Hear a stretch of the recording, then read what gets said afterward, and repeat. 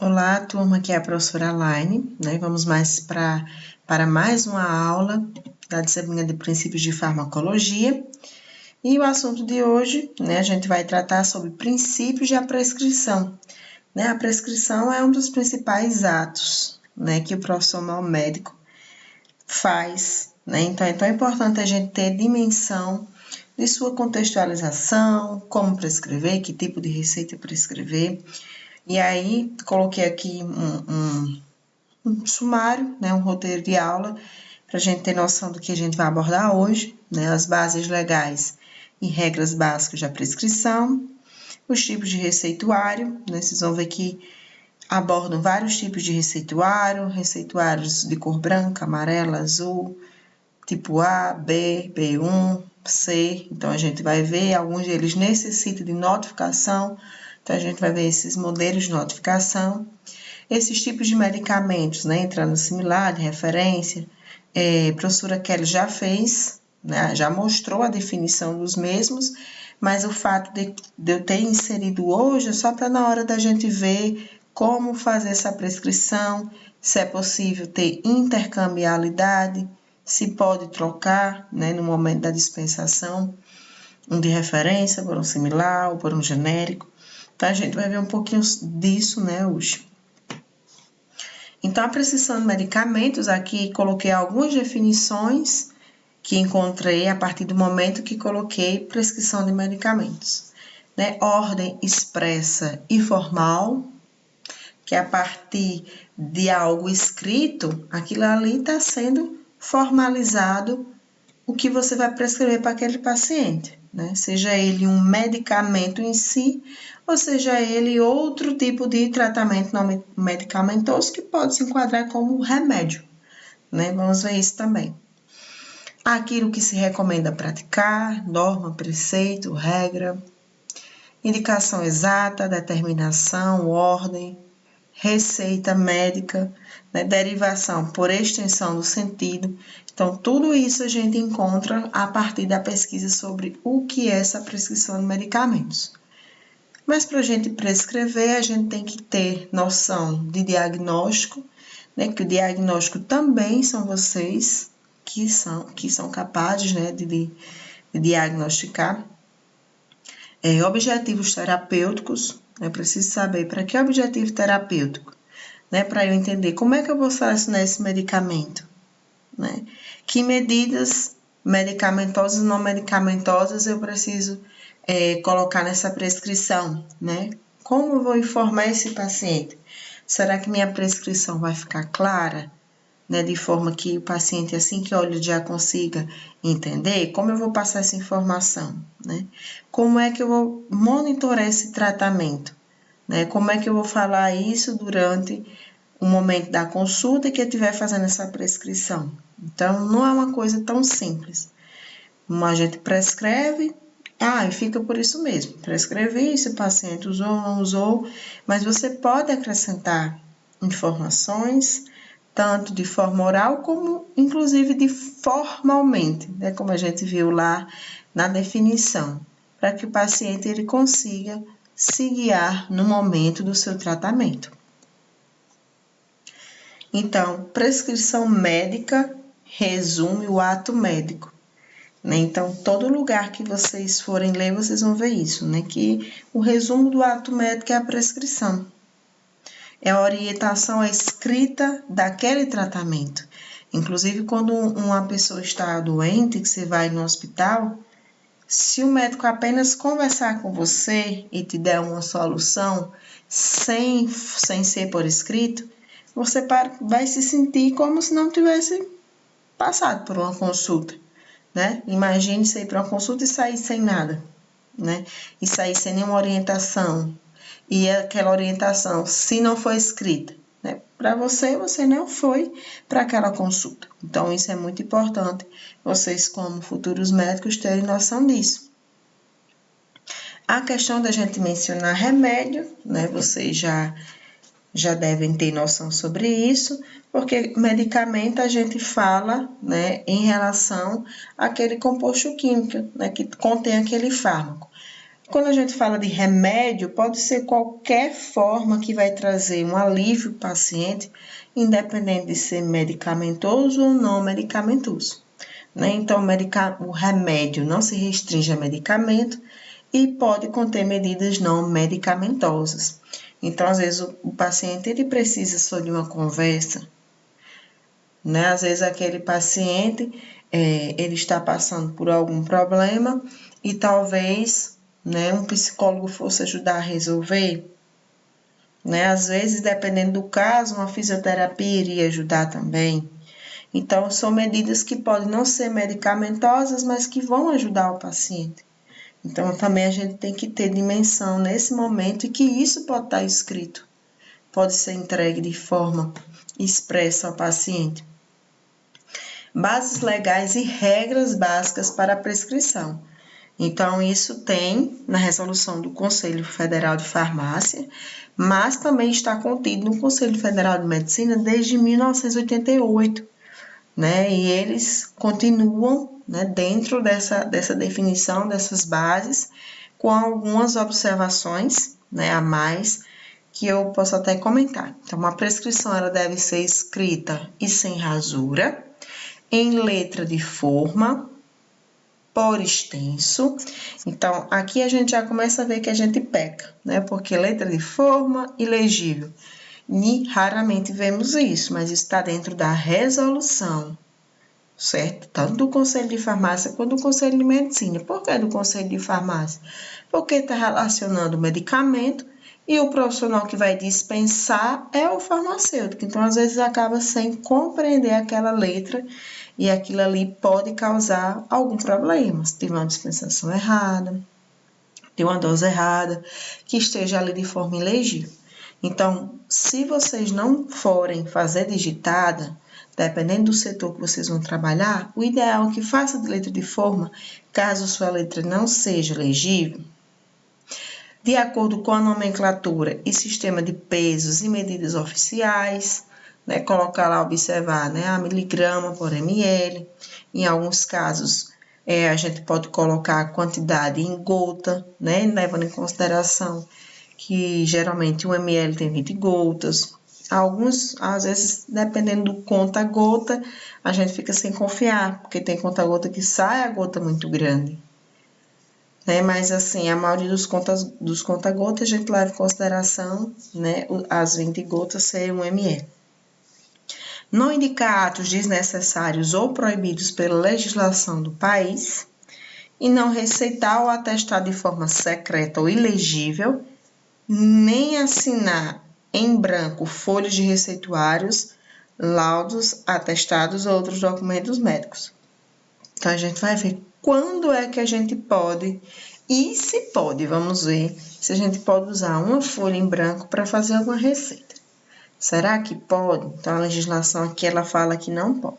Mas lá no finalzinho, ela abre um parêntese e mostra em que caso pode-se usar a folha em branco para fazer um receituário. Então, dentro dessas bases legais, hoje em dia a gente já não vê muito, mas antes os receituários médicos sempre vinham com esse R com um xizinho marcado, tá vendo? Tipo RX. Muita gente antes, dependendo da letra, entendia PX, ia fazer uma prescrição X, né? Como se fosse esse RX. Então, esse RX, ele vem do latim, que significa recipe, né? No francês, se não me engano, fica récipérer, que aí no final significa dizer mistura. Então, ali eu vou prescrever coisas, misturas, vários componentes medicamentosos, né? Para aquele tratamento. E aí tinha um símbolo que caracterizava muito, era esse olho, o olho de Horus. Se a gente reparar bem, ele parece com um R. Então, existem, em alguns artigos, ele fala que esse RX é devido ao olho de Horus. Que esse olho de Horus, ele significava visão, intuição, resistência, saúde. Né? E esse RX, em alguns lugares, mostra que foi derivado desse olho de Horus. Mas, enfim, sempre que tiver RX, a gente já sabe que é um receituário médico, certo? Então, antes sempre vinha esse RX.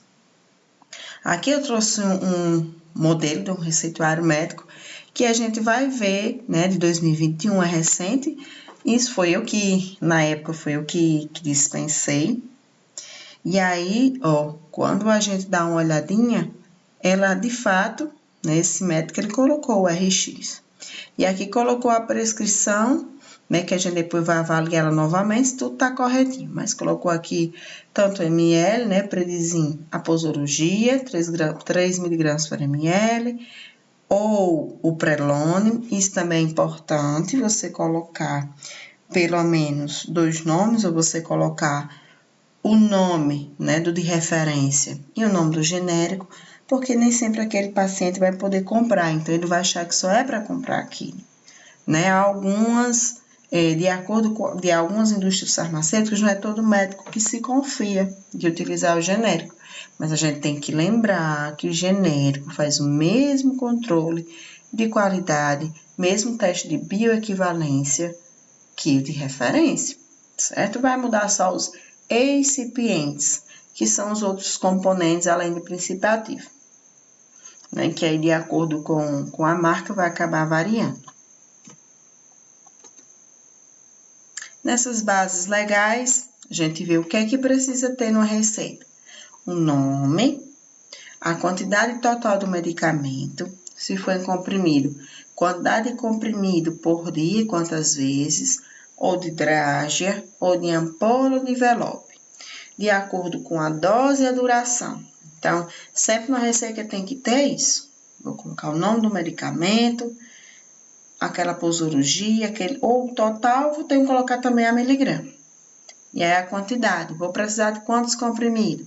Então, você vai utilizar comprimido tal, por exemplo, de 5 miligramas, 3 vezes ao dia, durante 7 dias. Então, se você quiser colocar na frente a quantidade total do medicamento, isso já vai guiar de comprimido, você já vai guiar o paciente a saber se precisa comprar uma caixa, 2 caixas, inclusive também orientar quem está dispensando. Nesse caso que a gente viu, olha, colocou assim, Predizin, vou ter que comprar ele de 3 miligramas por ml. Então, eu vou dar 5 ml uma vez ao dia pela manhã. Ou 14 gotas 2 vezes ao dia por até 10 dias. Então, se eu for olhar em consideração 5 ml uma vez ao dia e eu vou usar por 10 dias, 50 ml será o suficiente para todo o meu tratamento, né? E geralmente o frasco ele vem em torno de 100 ml. Então, eu já sei que um frasquinho é o suficiente. Se ele tivesse colocado provavelmente por, sei lá, né, 30 dias, talvez ainda 10, né? Mas aí ia ficar faltando um pouquinho, né? Porque aí os 30 vezes 5 já ia dar 150 ml, então talvez fosse necessário eu comprar outro frasco. Então, sempre é importante a gente colocar até quando, para a gente se guiar no momento da prescrição, para aquele paciente se guiar. E a gente pode prescrever o quê? A gente pode prescrever a droga, né? A matéria-prima em si, com finalidade medicamentosa, principalmente na questão da farmácia de manipulação. O medicamento em si, entorpecentes também pode ser prescrito, psicotrópicos e alguns precursores, que são substâncias utilizadas quando a gente quer obter algum entorpecente ou psicotrópico. Então, em alguns casos, é necessário, sim, o paciente usar entorpecente, principalmente em casos de pacientes que estão superagitados, sofrendo por alguma dependência física ou psíquica. Então, tanto pode prescrever a droga em si, né, a matéria-prima, quanto medicamento, quanto psicotrópico, quanto entorpecente, quanto alguns precursores, né, desses entorpecentes.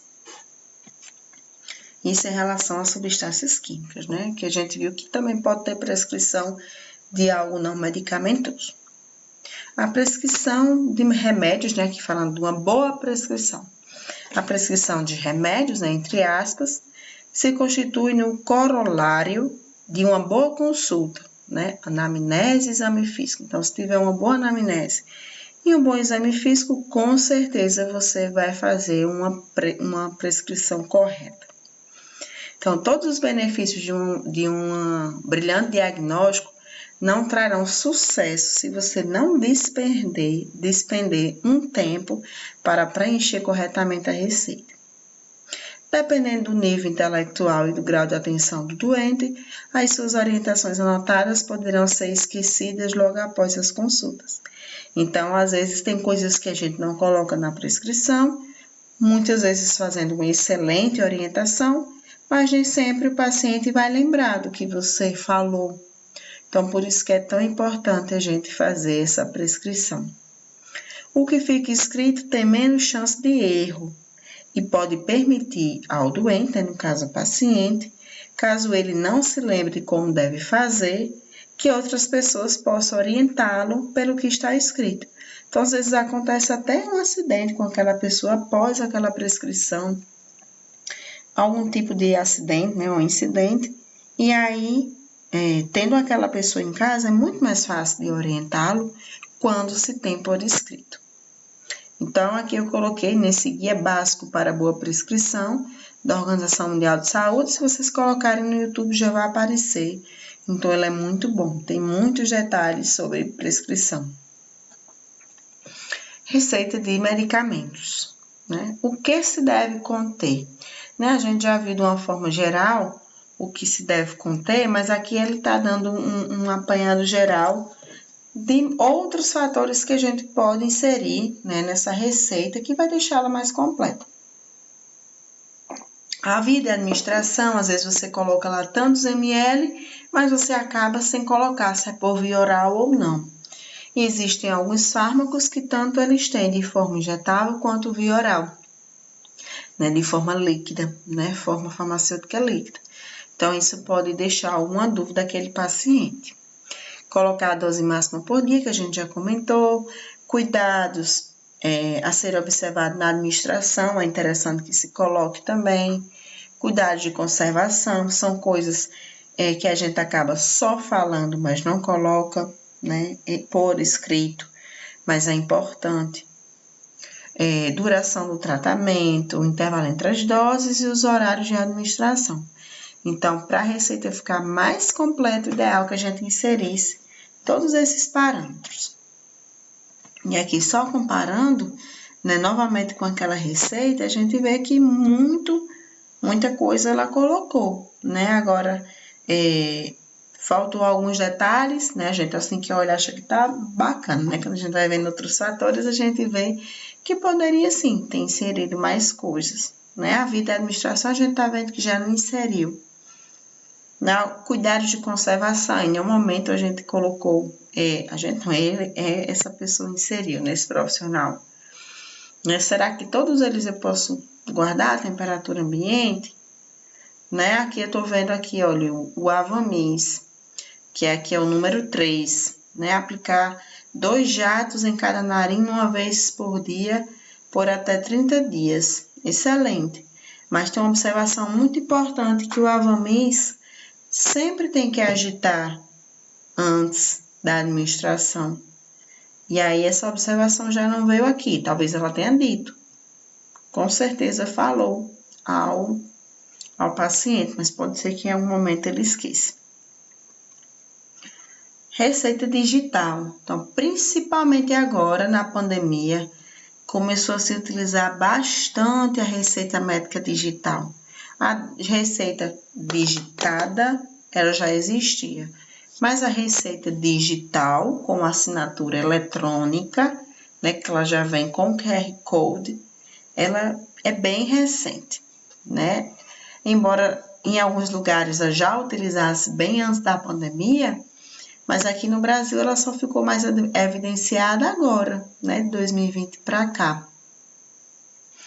Então, o fluxo de prescrição eletrônica aumentou. Aqui tem os passos, né? O médico emite a prescrição eletrônica, ele assina com o certificado digital ICP Brasil.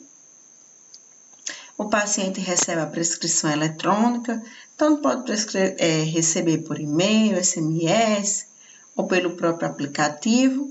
E aí, o farmacêutico tem como olhar e validar.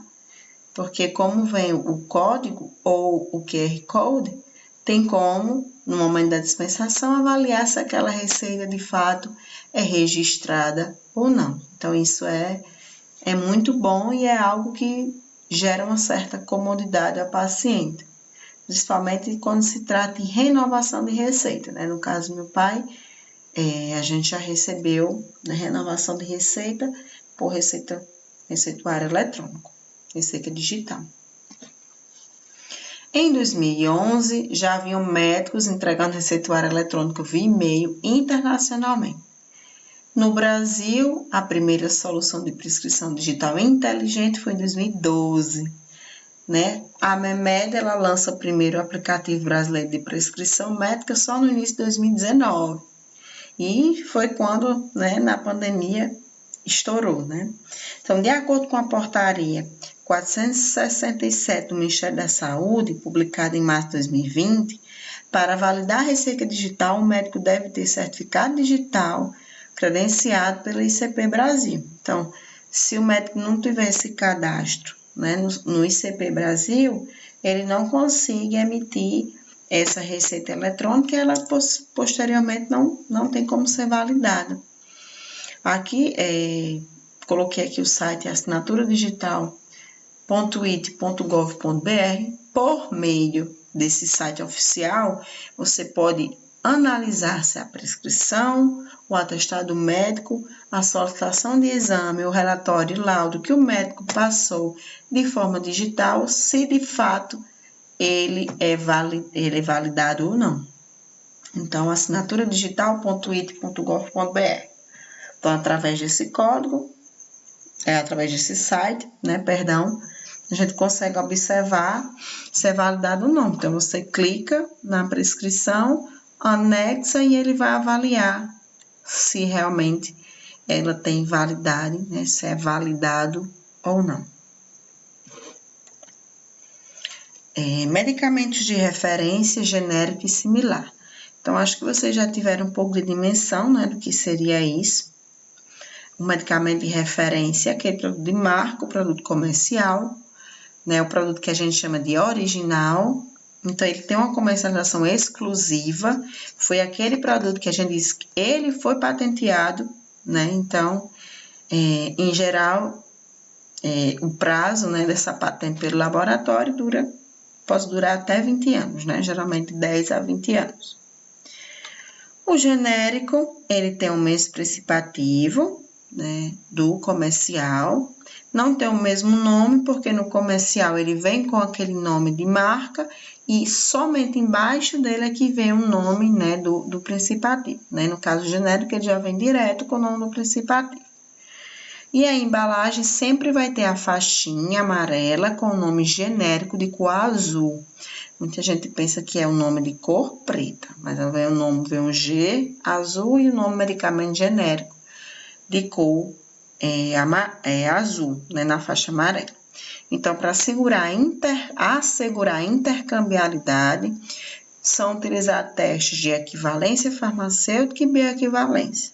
De equivalência farmacêutica são testes feitos, né, antes de testar em animal, testes físico-químicos, de controle de qualidade, e o de bioequivalência, sim, são feitos em células e animais, para de fato comparar. Então, de referência o genérico, eles são tidos como bioequivalentes, eles podem ser, sim, intercambiáveis. Em relação ao medicamento similar, eu digo que ela é de marca porque não vem com nome genérico, né? Ele vem com nome comercial.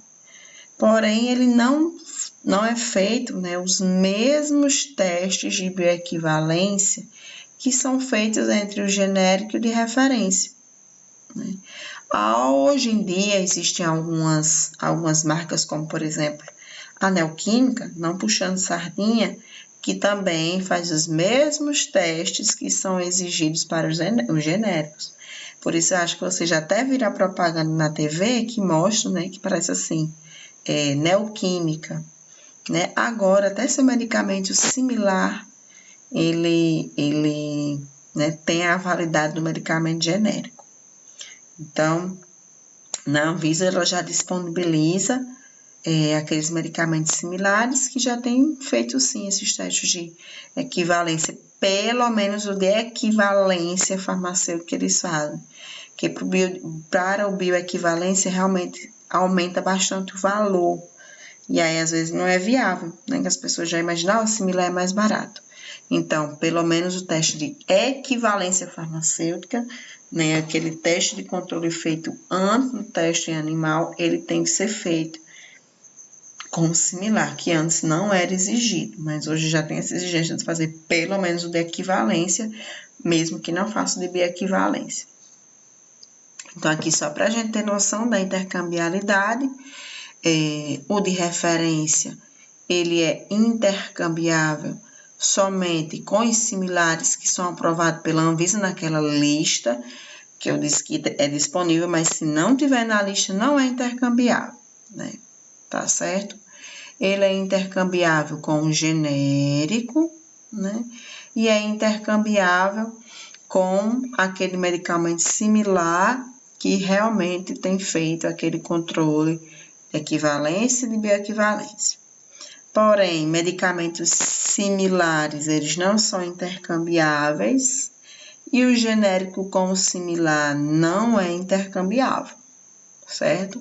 Então, de uma forma geral, o medicamento de referência só é intercambiável com o genérico e com os similares que, de certa forma, são aprovados pela Anvisa. Similar e genérico, eles não são intercambiáveis.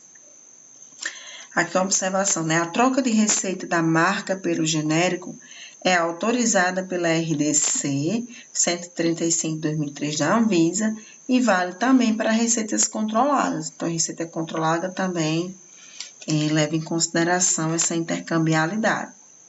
Então, aqui está mostrando equivalência farmacêutica, equivalência terapêutica e bioequivalentes, né? Então, por isso que o de referência e o genérico, eles têm eficácia e segurança equivalentes. Por quê? Porque no genérico de referência são feitos testes de equivalência farmacêutica, do seu efeito terapêutico e da biodisponibilidade, certo? Diferentemente do similar, que muitas vezes só é feito teste de equivalência farmacêutica. Por isso que não tem essa intercambiabilidade. A Comissão de Constituição e Justiça e de Cidadania da Câmara dos Deputados aprovou em 20 de setembro de 2016 a proposta que obriga a prescrição de medicamento, né, aqui ficou remédio, pela sua denominação genérica. Os médicos do setor público são obrigados por lei a receitar o medicamento pela denominação genérica. Os profissionais do setor privado não têm essa obrigatoriedade. Portanto, cabe ao consumidor estar bem informado e solicitar que ele receite o medicamento pela denominação genérica. Então, aqui, de uma forma geral, né, o que é que está falando? Que essa Comissão de Constituição e Justiça, né, ela sempre diz assim, que o ideal é que vá com a denominação genérica.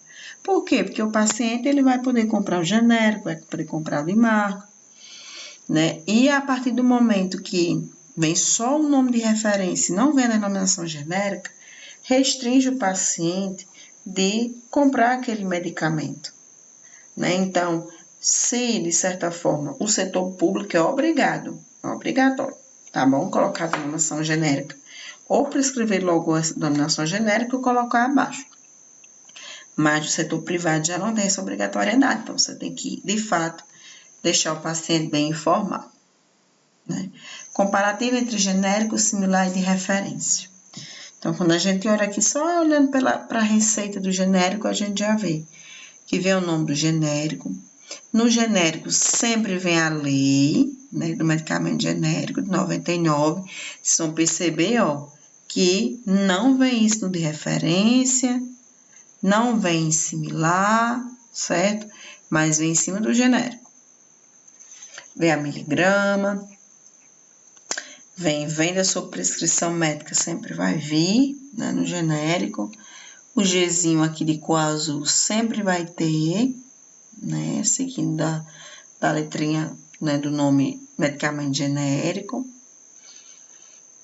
E deixa eu ver mais outra coisinha que só tem, né, eu acho que isso aqui são os principais. Então, para a gente garantir que é um genérico, tem que observar tudo isso. Teve uma época que estavam vendendo muitos medicamentos falsificados, né, de genérico. E só foi descoberto por causa disso, porque estava fazendo nome genérico com a corzinha preta, né, e não azul. E aí foi que descobri essa fraude, o pessoal se passando por distribuidoras e vendendo medicamentos falsificados. Dicas sobre receituário, né? Algumas dicas, né? Dependendo do tipo de medicamento empregado, pode ser necessário um formulário especial.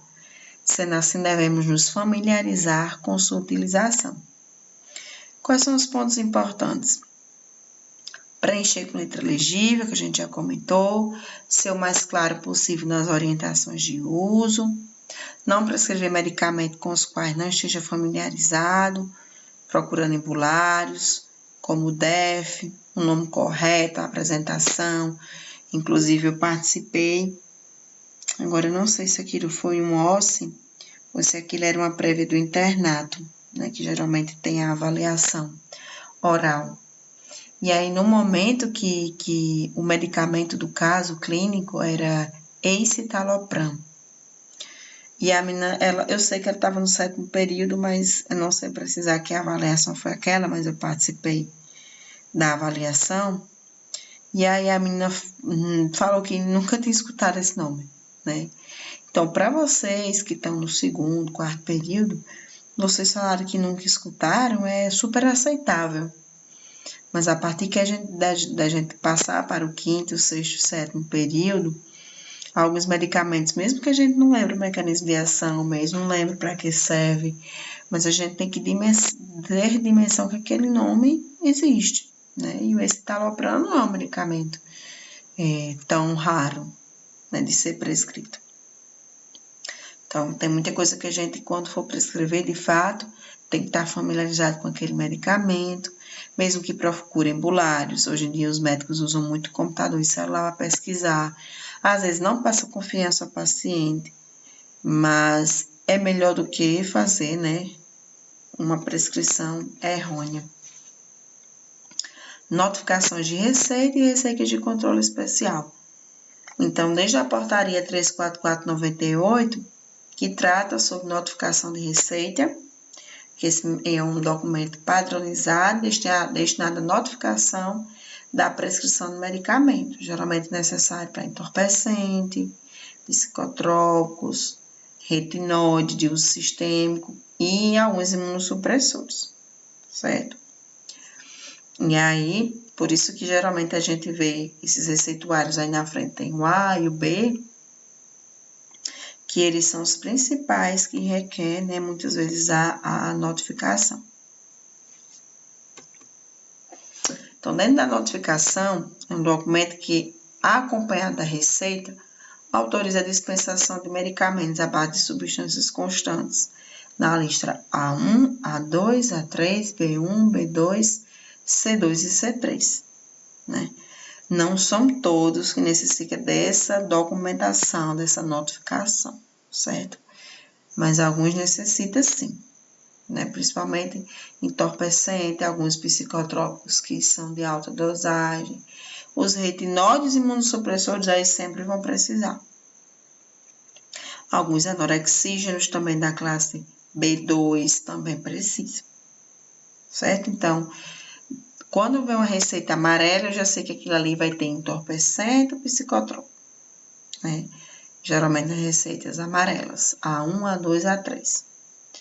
Os psicotrópicos geralmente vêm na azul, tanto psicotrópicos, que ela vem geralmente na B1, quanto psicotrópicos anorexígenos, que também vem na B1, quanto na B2, que ela vem psicotrópicos e anorexígenos, independente de ser anorexígeno psicotrópico, certo? Na B2. Os retinoides vem na receita branca, C2, acompanhado de uma notificação, e os imunossupressores também. Aqui tem uma lista geral, não vou ler toda, né, mas vocês dão uma olhadinha bem direitinho sobre as listas, aqui os principais substâncias que são prescritas nas receitas amarelas, né, na receita do tipo A1, B1, aqui um adendo da B1, na B2, C1 e adendo da C1. E aqui na frente tem alguns exemplos, certo? Desses medicamentos. E aí vocês vão ver que algum deles eu já falo, que precisa de notificação. Aqui do mesmo jeito. Aqui dando exemplo da receita C2, o adendo, C3, C4, receita C5, e ainda existem as receitas D, E e F, né, que elas são bem difíceis de ser prescritas. Geralmente, para antirretrovirais é a C4, para anabolizantes a C5, a D1 para alguns precursores, como ergotamina, D2 para insumos, como acetona. Então, é muito importante, a acetona a gente só consegue comprar com autorização da Receita Federal. Então, acetona pura, né? Não a acetona em si. Ela tem um controle do Ministério da Justiça. Então, eu já fiz experimento no laboratório que eu precisava da acetona para extrair alguns ativos. Mas a acetona, ela é um solvente principal para a extração da cocaína da coca. Se você colocar álcool, colocar várias outras coisas, vários outros solventes, não vai extrair, né, tão bem, não vai ter a mesma afinidade do famoso semelhante, né, dissolve semelhante, que a acetona vai ter pela cocaína. Por isso que ela é controlada. E aqui algumas plantas, eu posso prescrever plantas, como a cannabis, e é uma receita do tipo E, quanto substâncias proscritas, como a cocaína, né, que raramente é prescrita, só em alguns casos que é necessário. E aqui informações adicionais. O artigo 54 diz que a prescrição de medicamentos à base de substâncias antirretrovirais, lista C4, só pode ser feita por médico e será aviada ou dispensada nas farmácias do Sistema Único de Saúde, em formulário próprio, estabelecido pelo programa DST-AIDS, onde a receita ficará retida. Então, por isso que a gente até comentou que a lista C4 lá vão ter os antirretrovirais. E aqui algumas drogas: didanosina, indinavir, lamivudina, ritonavir, saquinavir, zalcitabina, zidovudina. Zidovudina é a mais conhecida, né, das antirretrovirais. Então, geralmente, ela só pode ser feita pelo médico e aviada em farmácias do SUS. Receituário branco simples. Então, a gente falou tanto das receitas, e aqui eu coloquei o receituário branco simples, o amarelo, o azul, fui de um por um para a gente ter uma noção. Então, o branco simples é a forma mais comum, a gente vê que a maioria dos medicamentos são prescritos nessas receitas, que já vem muitas vezes com a identificação do profissional, daquela clínica, com endereço, né, com CRM, utilizado para medicamentos que não precisam de receita na hora da compra, né? Por isso que eu utilizo essas receitas comuns. Mas, por ter taxa vermelha, eu preciso prescrever, certo? Então, só vem uma via e num papel, né, branco, só com alguns detalhes sobre o nome do médico, CRM, clínica, endereço, telefone. E aí, pode-se prescrever em folha em branco, em nome de Jesus? Será que se eu tiver uma folha em branco eu posso prescrever? Né? E a resposta é sim, né? Principalmente em situações de emergência. Então, você está em situação de emergência, você vem numa estrada, mas já chegando perto de uma cidade, tem uma pessoa acidentada, alguma pessoa que sofreu algo, e naquele local precisa de receita, aquilo ali é um domingo, você não está com nada na sua mão, e aí você pode sim fazer essa prescrever em folha em branco. Então, detectou situação de emergência e você tem como provar, você pode sim prescrever numa folha toda em branco. Folha de ofício mesmo. Você vai colocar os dados como se tivesse nessa folha aí. Mas tudo manual. Isso aí está contido aonde, professora? No artigo 35 e 55, também da portaria 344, certo? Então, pode sim prescrever em folha em branco em situações de emergência. Receita branca, ela também tem, a gente viu a simples, mas a gente tem receita de cor branca, mas que ela é usada para controle especial, como, por exemplo, antibiótico, antirretrovirais, anabolizantes e alguns outros imunossupressores. Um antibiótico, ele pode até vir na receita normal, porém, a gente tem que entregar com 2 vias, certo? Com 2 vias. Fica um para o paciente e o outro para a farmácia. Aqui só observação, né? A gente vê que essas receitas de controle especial branco, ela vem com a identificação do paciente, né? Completa. A primeira via fica na farmácia, a segunda com o paciente, tem que ter isso contido, com nome, endereço, prescrição, identificação do comprador e do fornecedor, né? Com a assinatura do farmacêutico.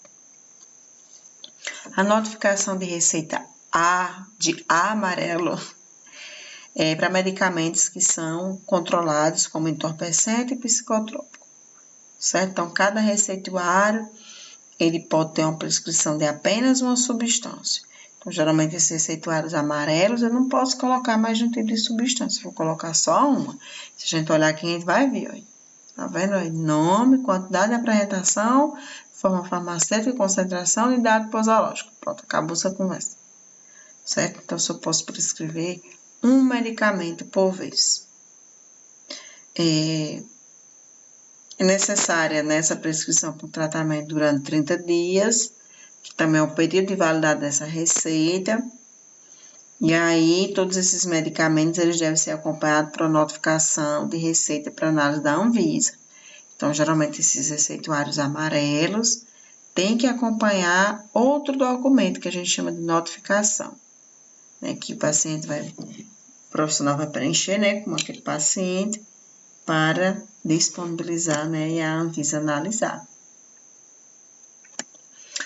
Então, ela deverá ser remetida até o dia 15 do mês subsequente às autoridades sanitárias estaduais ou municipais do Distrito Federal, por relação em duplicata, que será recebida pela autoridade sanitária competente mediante recibo, a qual, após conferência, será devolvida no prazo de 30 dias. Em relação à receita B de blue, né, de azul, é usado para dispensação de medicamentos constantes lá na lista B1, que vai entrar, né, nesse caso, psicotrópicos e psicotrópicos também, porém anorexígenos, certo? Então, cada receituário também só pode conter uma substância, que a gente vai ver, né? Medicamento de substância, a quantidade e a forma, a dose e a posologia, tem uma semelhança com o amarelo. Na receita é interessante que já venha impresso o nome do profissional, com os seus dados, CRM, UF, com a instituição, o ideal é que já venha, tá bom? E ela também tem uma validade de 30 dias. Algumas dessas receitas, na pandemia, mudou um pouquinho a validade, tá certo? No final, eu coloquei uma observação. Mas, normalmente, o prazo dessas receitas também são 30 dias. A receita B2, da B1 para B2 não vai ter muita diferença, porque a B1 vai ser psicotrópicos e psicotrópico anorexígeno. No caso da B2, vai ser alguns psicotrópicos que têm a dose mais elevada, necessária uma dose superior à dose normal prescrita, dependendo do caso, aí vai ter que vir na B2. Né? Se determinado fármaco, a dose máxima dele, vamos supor, seja 750 miligramas, se no caso daquela pessoa precisar de dar 1 grama, né, uma dose maior, eu não posso prescrever na B1, tenho que colocar na B2. Ou substâncias anorexígenas. Lembrando, a B1 é psicotrópico anorexígenos. Nesse caso, são psicotrópicos e anorexígenos, substâncias dependendo dela ser anorexígena e psicotrópica ao mesmo tempo.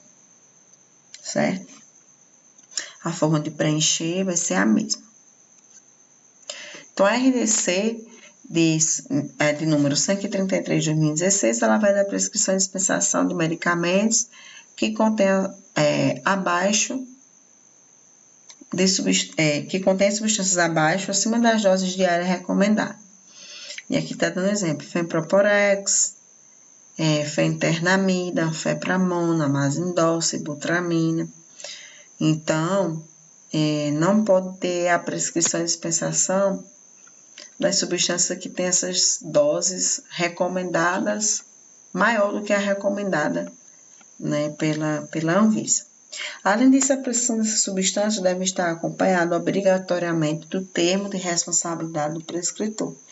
Então, olha, essas observações em relação à notificação e termo de responsabilidade, eu creio que isso é novo para vocês, né? Mas quando a gente tem receitas, principalmente em amarela e azul, ou a gente, dependendo da substância, tem que entregar esse termo de responsabilidade do prescritor ou uma notificação daquela receita.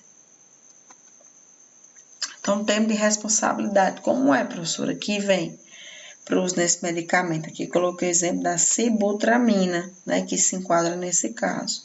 Então, colocar eu, doutor fulano de tal, registrado no Conselho de Medicina número tal, sou responsável pelo tratamento da paciente de sexo tal, com tal idade, que teve diagnóstico disso, por isso que eu coloquei sibutramina. Então, vai ter a parte informal, que vai informar todo o paciente, o que é que tem naquele medicamento, qual a principal substância, e aí, geralmente, ela é impressa, né, em 2 vias.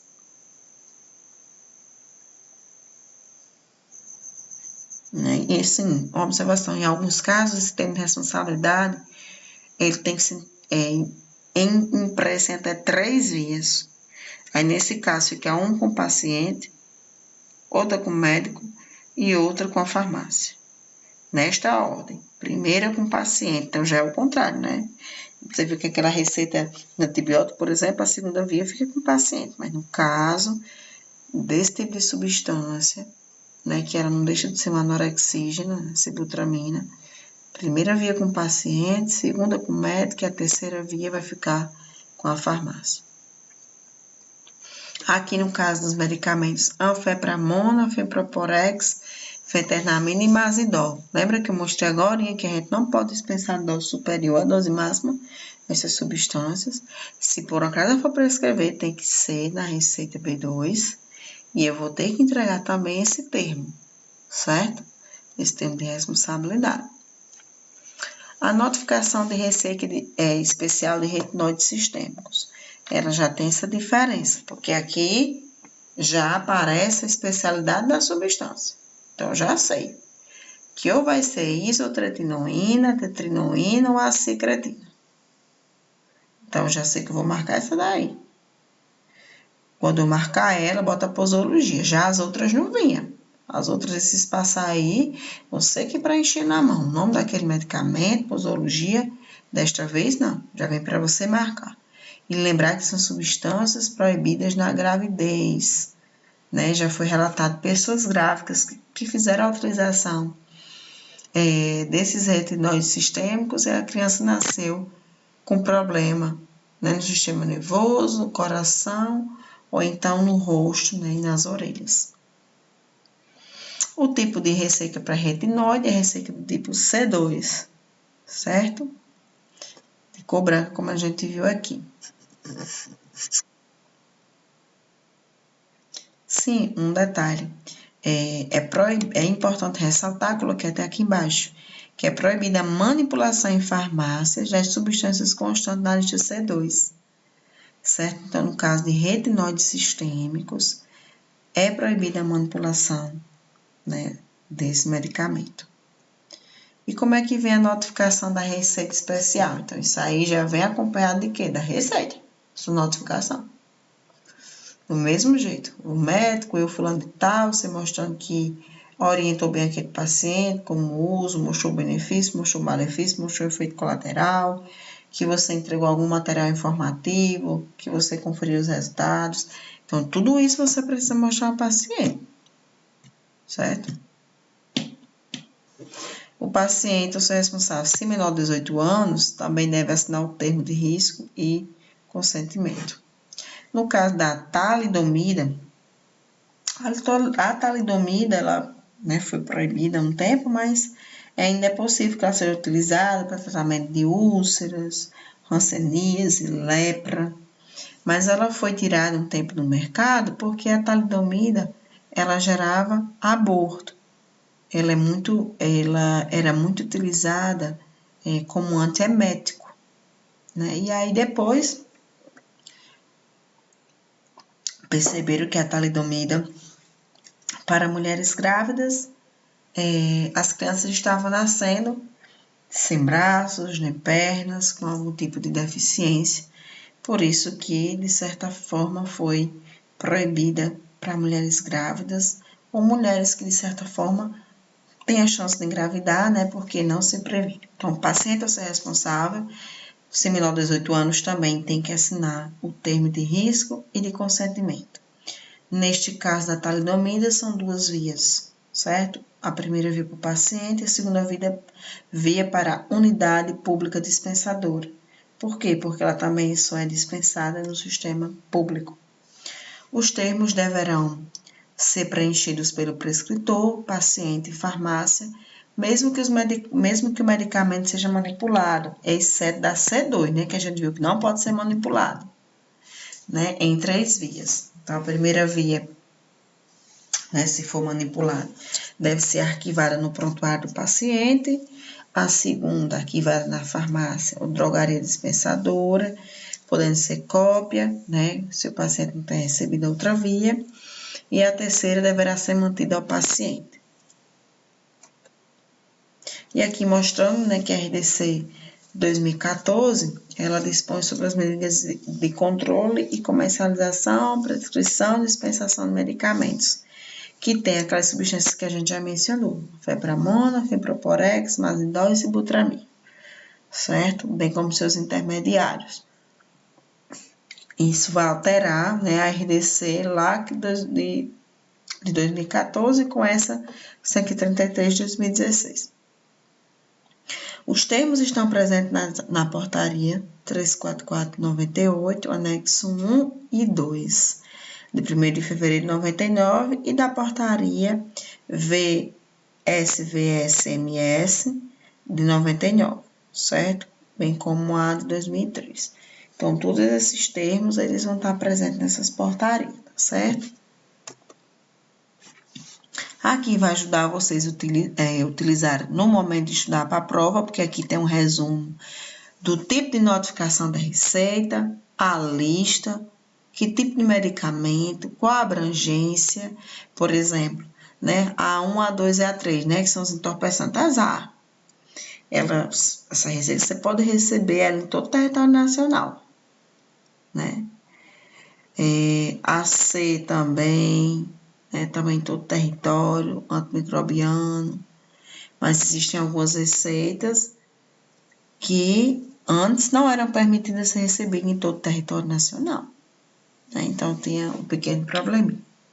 Aqui mostrando as cores para cada receita, para cada tipo de notificação ou de prescrição, e se necessário notificação, a quantidade máxima por receita e por período de tratamento, né? Então, dependendo do tratamento, você só podia usar 5 ampolas e demais forma farmacêutica por 60 dias, né? O outro por 180 dias, né? E assim vai. Lembrando, com a pandemia houve uma pequena modificação nesse período. Quantidade máxima por receita, a gente viu que geralmente os da classe, os amarelos, né, receitas amarelas de A1, A2, A3, as azuis e as brancas de retinoide imunossupressores, só pode ter um medicamento, né, ou uma substância prescrita.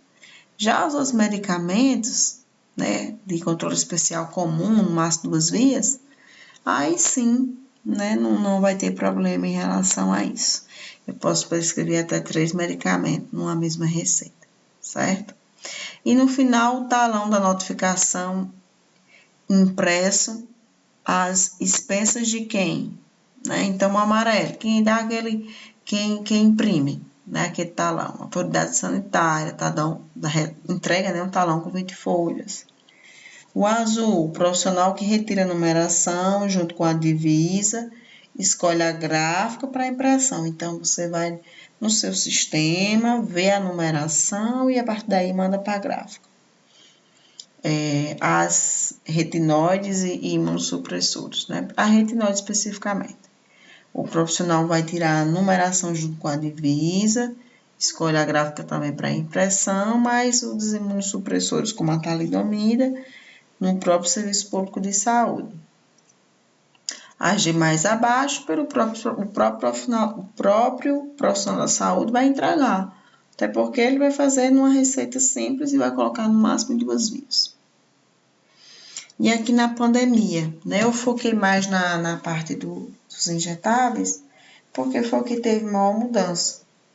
Então, notificação de receita A, né, aqui em amarela.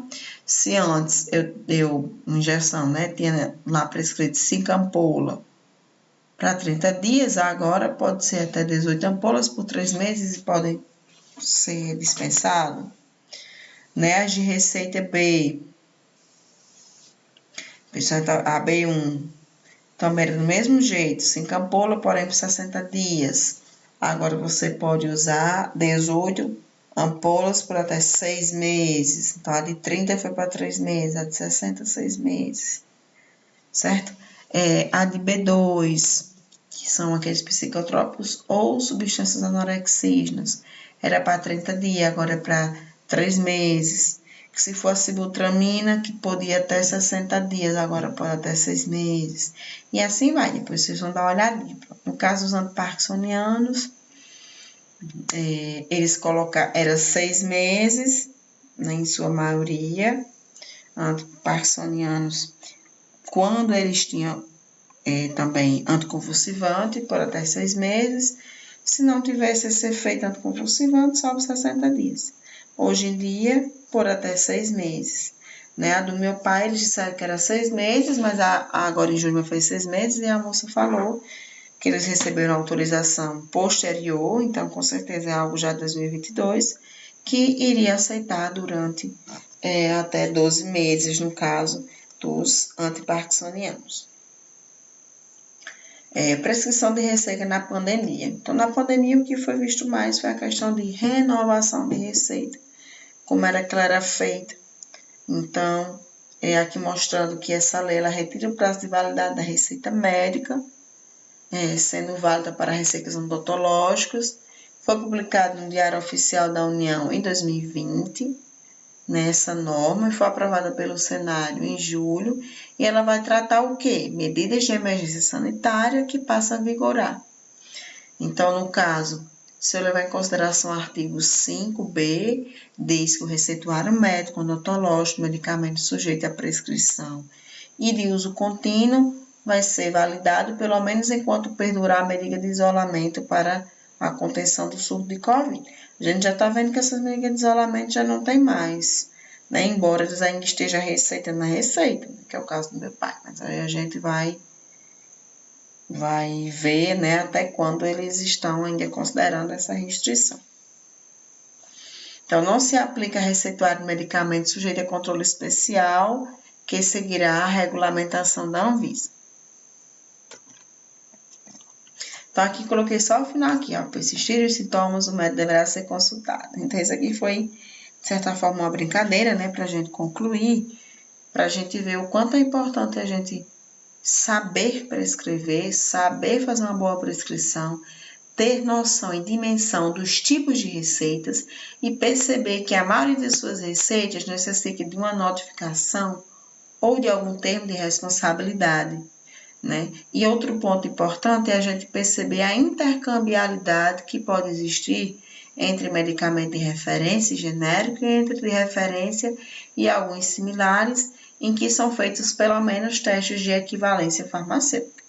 Então, às vezes a gente acha que é simples fazer uma prescrição, mas a gente tem que ter uma dimensão muito maior né, de como está o paciente, de qual é o seu diagnóstico, o que é que ele está passando, né, saber onde ele vive, né. Então, tudo isso é importante no momento da prescrição, né, saber a sua condição financeira, né, saber seu estado de saúde, saber seu grau de instrução para ver até que ponto a receita ela pode conter informações ou não, ou se você apenas orientando é suficiente. Então, enfim, a parte de prescrição não é tão simples, né, mas é algo necessário, né, de vocês aprenderem e estudarem para futuramente. Aqui coloquei algumas referências, né, incluindo algumas resoluções RD6, né, e até a próxima aula.